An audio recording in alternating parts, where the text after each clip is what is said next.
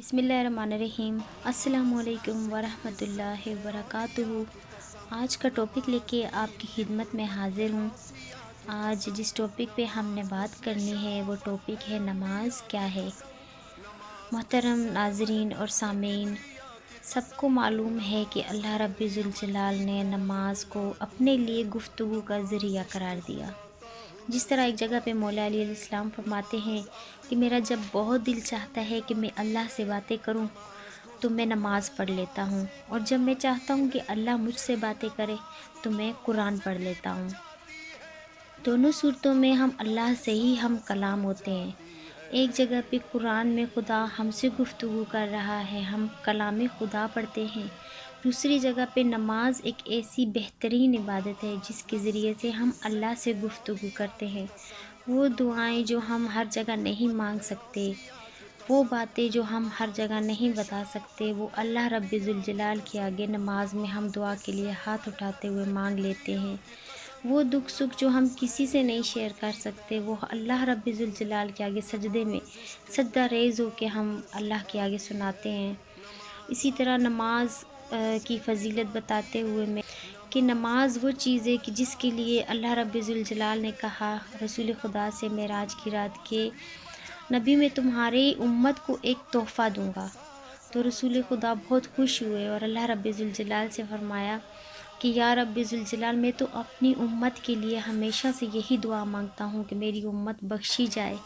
तो ऐसा क्या ख़ास तोहफ़ा है? बोला ऐसा तोहफ़ा है कि जो किसी और उम्मत को अता नहीं हुआ, जो मलाइका को भी अता नहीं हुआ। तो रसूल खुदा ने अल्लाह रब्बी ज़ुल जलाल से फरमाया कि परवरदिगार, मैं चाहूँगा कि मेरी उम्मत को वो चीज़ मिले। तो अल्लाह रब्बी ज़ुल जलाल ने फरमाया कि तुम्हारी उम्मत को मैं नमाज अता करूँगा। अब नमाज की फ़जीलत बताते हुए यहाँ पता चले कि 5 वक्त की नमाज जो हम पढ़ते हैं ये ओनली फ़र्ज़ निभाना नहीं होता, बल्कि इसमें बहुत सी चीज़ें आ जाती हैं। जैसे कि कुछ अल्लाह ताला ने इसलिए कहा कि पहले की उम्मतों को ये अता नहीं हुआ, क्योंकि पहले की उम्मतों को और ज़िक्र व अज़कार अल्लाह ताला ने अता किए, लेकिन इस तरह से 5 वक्त की पाबंदी के साथ नमाज अता नहीं की थी। बेशक पहले के अम्बिया भी और अपनी उम्मतों को बताते रहे, अल्लाह का ज़िक्र व अज़कार बताते रहे, अल्लाह की तरफ तबलीग करते रहे, लेकिन जो उम्मत मोहम्मद को अता हुई ये नमाज कि हमें 5 वक्त की जो नमाज अता हुई है हम पाबंदी के साथ पढ़ते हैं। अव्वल वक्त में नमाज की फ़जीलत ही अपनी होती है। इसी तरह नमाज में हम रुकू करते हैं, सुजूद करते हैं, क़याम करते हैं, तकबीरतुल एहराम कहते हैं। तो नमाज क्या है?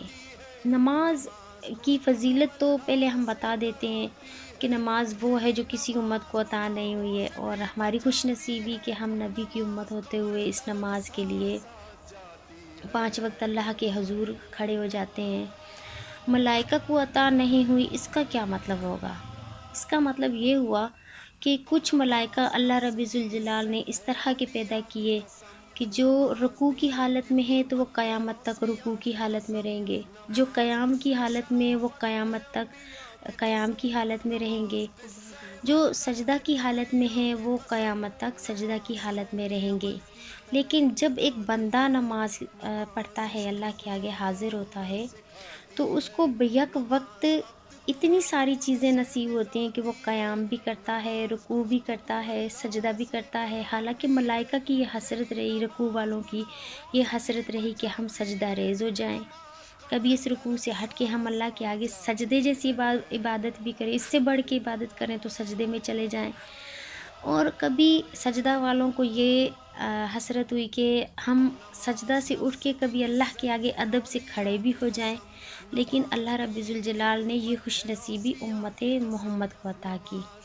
ये तो रही नमाज की फ़जीलत, और बेहद और बेशुमार फ़ज़ाइल हैं जिसमें नबी अल्लाह भी मौला अली को आखिरी दम तक यही कहते रहे कि या अली, मेरी उम्मत से कहना नमाज को तर्क ना करें। या अली, नमाज नमाज नमाज, अस्सलात अस्सलात अस्सलात। तो इसी तरह से कि अब नमाज है क्या? नमाज के लिए बताया जाता है कि नमाज बरज़ख की जो दुनिया है उसमें हमें पता चलेगा कि नमाज क्या है। जैसे कि एक जगह पे रसूल खुदा से किसी ने पूछा कि या रसूल अल्लाह, आया नमाज के बारे में कहा जाता है कि कब्र तक हमें बचाने के लिए आती है।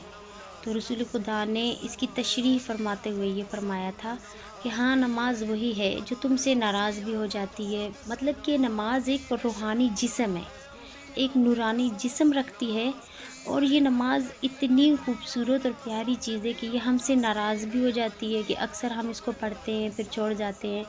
تو آپ نے اکثر سنا ہوگا کہ ہم کہتے ہیں نا کہ میری نماز قضا ہو جائے گی، مطلب کہ میری، ہر ایک کی اپنی نماز اور ہر ایک کی اپنی نماز کی ایک صورت ہوگی۔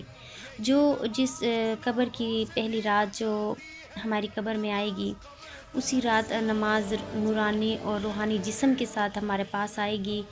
کوئی مرد ہے تو اس کے پاس مرد کی صورت میں اس کا دوست بن کے، اور کوئی عورت ہے تو اس کے پاس اس کی دوست بن کے آئے گی، جبکہ سب ہمیں اپنے پیارے چھوڑ جائیں گے، اور اس ٹائم پہ ہم کہیں گے کہ کاش کوئی اپنا ہوتا۔